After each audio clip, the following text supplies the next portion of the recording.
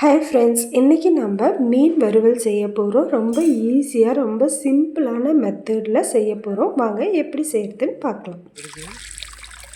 அதுக்கு நம்ம ஃபஸ்ட்டு மீனை நல்லா வாஷ் பண்ணி எடுத்து வச்சிடலாம். நம்ம கடையிலே க்ளீன் பண்ணி கொடுத்தாங்க, இருந்தாலும் அந்த உள்ளே இருக்கிறதெல்லாம் நம்ம ஒரு வாட்டி நல்லா க்ளீன் பண்ணி எடுத்துக்கலாம்.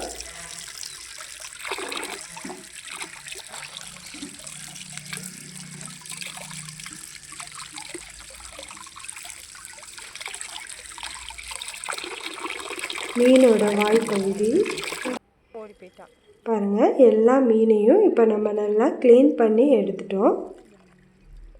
இப்போ இந்த மீனை எல்லாமே நல்லா அகலமான ஒரு தட்டுக்கு நம்ம மாற்றிக்கலாம். பாருங்கள், இப்போ நான் ஒரு தட்டில் அது எல்லாமே மாற்றிட்டேன். இது கூடவே இஞ்சி பூண்டு பேஸ்ட்டு நான் ஆட் பண்ணியிருக்கேன். இப்போ இது கூட நம்ம ஃபிஷ் ஃப்ரை பவுடர் ரெடிமேடாக நம்ம கடையில் கிடைக்கிது இல்லைங்களா, அதில் காரம் உப்பு எல்லாமே ஆட் பண்ணியிருப்பாங்க. அதனால் இந்த பவுடர் மட்டும்தான் ஆட் பண்ணுறோம், வேறு எந்த இன்க்ரீடியன்ஸுமே போடல. கூட இஞ்சி பூண்டு பேஸ்ட்டு மட்டும்தான் போட்டிருக்கோம். இதுவே நல்லா டேஸ்ட்டாக இருக்குது. ஒரு வாட்டி ட்ரை பண்ணி பாருங்கள். நம்ம ஈஸியாக செய்யணும் அப்படிங்கிறப்ப இந்த மாதிரி செஞ்சிடலாம். இப்போ இதுலேயே கொஞ்சமாக தண்ணி ஆட் பண்ணி நம்ம அந்த மசாலா எல்லாமே மீனில் ஒட்டி வர மாதிரி நல்லா நம்ம மிக்ஸ் பண்ணி விட்டுக்கலாம்.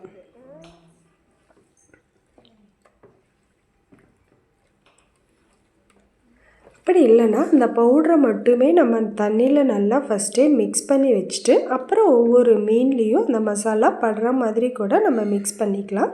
இந்த வாட்டி நாங்கள் அப்படியே பவுடரை தூவி விட்டு கொஞ்சமாக தண்ணி தெளித்து எல்லா மீன்லேயும் நல்லா இந்த மசாலா இறங்குற அளவுக்கு மிக்ஸ் பண்ணி விட்டுட்டோம்.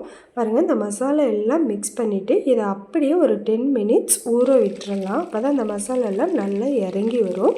பாருங்கள், இப்போ இந்த மசாலாலாம் நல்லா இறங்கிடுச்சு. அதுக்கப்புறம் ஆயிலை ஹீட் பண்ணி அதில் ஒரு பீஸாக போட்டு பொரித்து எடுத்தோம்னா நம்ம மீன் வறுவல் ரெடி ஆயிருங்க. பாருங்கள், பொரித்து எடுக்கிறதும் பாருங்கள் இந்த மாதிரி சலசலப்பாக இருக்குது இல்லைங்களா, நல்லா கொதி வருதில்ல, இதெல்லாம் அடங்கினதுக்கப்புறம் எடுத்தோன்னா மீன் நல்லா முறுவலாக சூப்பராக இருக்குங்க. அவ்வளோதான், ஈஸியாக மீன் வறுவல் ரெடி ஆயிடுச்சு. கண்டிப்பாக நீங்களும் ட்ரை பண்ணி பாருங்கள். பிடிச்சிருந்தா லைக் பண்ணுங்கள், ஷேர் பண்ணுங்கள், மறக்காமல் சப்ஸ்கிரைப் பண்ணி சப்போர்ட் பண்ணுங்கள். தேங்க்யூ.